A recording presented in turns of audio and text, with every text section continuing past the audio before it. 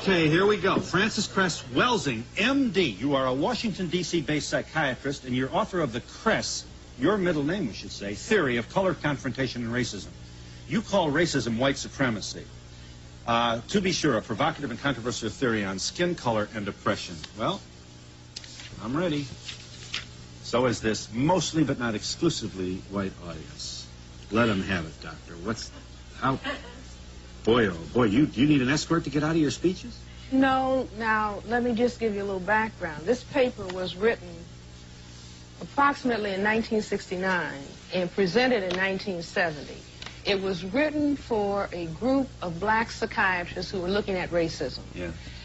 It was also written because as a psychiatrist and working in a hospital trying to treat black people and white people, but recognizing that the majority of the problems that black patients had in a psychiatric hospital, when you took a history, you would run smack into racism. So I knew I had to understand racism to help solve the mental health problems of black people. Okay. So out of my brain computer, putting in the question, why do we see this behavior? Why have we seen it for hundreds of years? So I thought about these two things, basically two facts, that even though the white population says that people of color are minorities, that it is the white population that is the minority on the planet. That's the reality you're saying. That's the reality. Yeah. That in spite of the fact that black people, non-white people have heard over and over again, you're genetically inferior because you are non-white.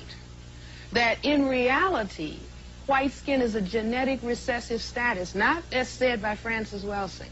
Meaning that if you and I were to have a baby, the baby would have color, and you make the contribution and I don't. That white plus colored. Well, wait a minute. It's not Francis Welsing that is concerned about the disappearance of white. Ben Wattenberg just wrote a book, The Birth Dearth. There have been multiple articles in the newspaper talking about the decline of Western populations. Yeah, here's the Washington Post, just to name one. We are a depopulation bomb, the withering of the Western world. Here, incidentally, this was the percentage of the West's population in 1900, the turn of this century, about 30%.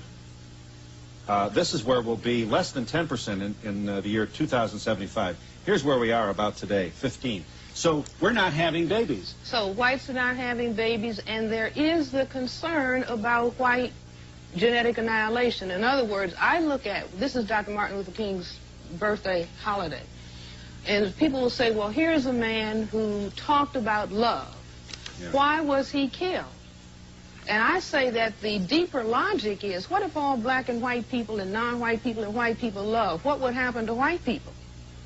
White would disappear. You see, just mix all of the people on the planet up together. In other words, if race didn't matter, or if color didn't matter, it follows with the jet planes. No, I'm not saying if it didn't matter. I'm saying that indeed if there was a mingling of all of the people, because that's what I'm saying. Okay, fine. Absence of prejudice. The ability, wait, don't confuse what I'm saying. I'm saying that if we mixed all of the people presently on the planet, stirred them up, the white freckle-faced people would be gone. Genetic recessive status would disappear.